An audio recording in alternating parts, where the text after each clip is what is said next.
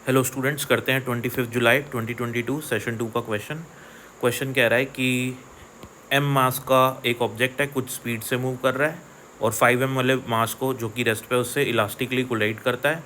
और elastically collide करने के बाद हमको ये पता लगाना है कि फर्स्ट वाले बॉल की कितनी काइनेटिक एनर्जी सेकेंड वाले बॉल पे ट्रांसफ़र हो गई। ठीक है, तो ये तो ऑलरेडी रेस्ट पे ही थी। अब सपोज़ करो कि इसके पास 100 जूल की काइनेटिक एनर्जी थी, इसकी तो कोई काइनेटिक एनर्जी थी ही नहीं। आफ्टर कोलिजन सेकेंड वाले की काइनेटिक एनर्जी हो गई सपोज़ करो 40 जूल। ठीक है, और फर्स्ट वाले की कितनी हो जाएगी 60 जूल, क्योंकि इलास्टिक कोलिजन है तो कोई लॉस तो होगा नहीं। ठीक है, तो फर्स्ट वाले ने कितनी काइनेटिक एनर्जी दी दूसरे को, 40 की दी। और दूसरे भाषा में क्या बोल सकता हूँ, दूसरे वाले की कितनी हो गई काइनेटिक एनर्जी, वो भी 40 जूल ही रहेगा। तो अगर मैं ऐसे बोलूँ कि kinetic energy transfer to second body या kinetic energy gained by second body, मतलब दोनों का सेम ही हुआ। ठीक है, तो इस सिचुएशन का हम पहले एक जर्नल रिजल्ट निकाल लेते हैं ताकि इस टाइप का कोई भी क्वेश्चन हो तो उसको एक सेकेंड में सॉल्व कर सकें। तो अगर मेरे पास एक बॉल है m1 जिसकी स्पीड है u1 और दूसरी m2 से कोलाइड करती है जो कि रेस्ट पे है, कोलिजन इलास्टिक होना चाहिए और हेड ऑन होना चाहिए, दोनों की आफ्टर कोलिजन ये स्पीड हो जाए, तो इसके पास कितनी काइनेटिक एनर्जी आएगी ये निकालना है अपन ने। 2 वाले के पास कितनी काइनेटिक एनर्जी आएगी।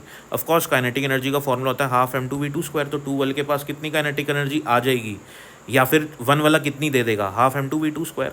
अब ये आपको फॉर्मूला पता होना चाहिए। इलास्टिक कोलिजन होता है ना जब दो बॉडीज़ का हेड ऑन, तो फर्स्ट आफ्टर कोलिजन फर्स्ट वाले की वेलोसिटी होती है ये और सेकंड वाले की वेलोसिटी होती है ये। ठीक है, ये आपको फॉर्मूला याद होना चाहिए। तो अब क्या होता है, u2 ये जो दूसरी वाली बॉडी है इसकी इनिशियल स्पीड तो 0 है, तो ये पूरी टर्म 0 हो जाएगी। अपन को भी इससे लेना देना नहीं है, ये मैंने बस समझाने के लिए लिखा है। हमको दूसरे वाले की वेलोसिटी चाहिए, तो ये वाला पूरा टर्म 0 हो जाएगा।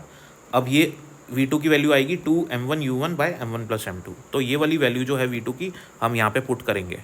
ठीक है, तो के e2 क्या हो जाएगा हाफ m, ये v2 का square 2m1 bye m1 plus m2 था तो वो हो जाएगा 4m1 square by m1 plus m2 का whole square into u1 square. अब ये u1 स्क्वायर को मैं यहाँ ले लेता हूँ और ये m1 दो m1 है ना यहाँ पे, तो एक m1 को यहाँ पे ले लेता हूँ, m2 को अंदर डाल देता हूँ। तो m2 को डाल दिया अंदर, एक m1 ले लिया बाहर और u1 स्क्वायर से उसको कर दिया मल्टीप्लाई, तो ये बन गया हाफ m1 u1 स्क्वायर और अंदर आ जाएगा 4m1 m2 bye m1 plus m2 का होल स्क्वायर। अब ये हाफ m1 u1 स्क्वायर क्या है, ये पहले वाले बॉल की इनिशियल काइनेटिक एनर्जी है। पहले वाले बॉल की जिसकी स्पीड u1 थी, मास m1 था, उसकी इनिशियल काइनेटिक एनर्जी है। ठीक है, तो यहाँ लिख लेते हैं हम k1i, मतलब पहले वाले की इनिशियल काइनेटिक एनर्जी है। ठीक है, अब यहाँ लिखूंगा मैं k1i और इसको यहाँ पे इसके नीचे ले लूँगा, तो ये क्या बन जाएगा मेरे पास ke2 अपॉन k1i। ये हो गया मेरे पास फ्रैक्शन। ये फ्रैक्शन मुझे क्या क्या बताता है, ये मेरे को फ्रैक्शन ये बताता है the amount of kinetic energy transfer to second and given by first.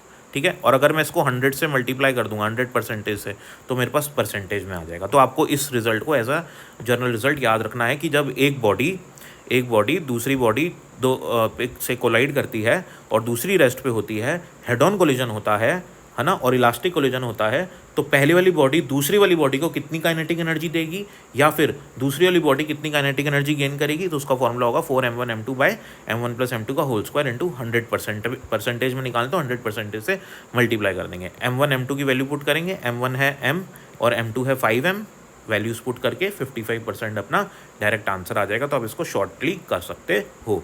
Thank you.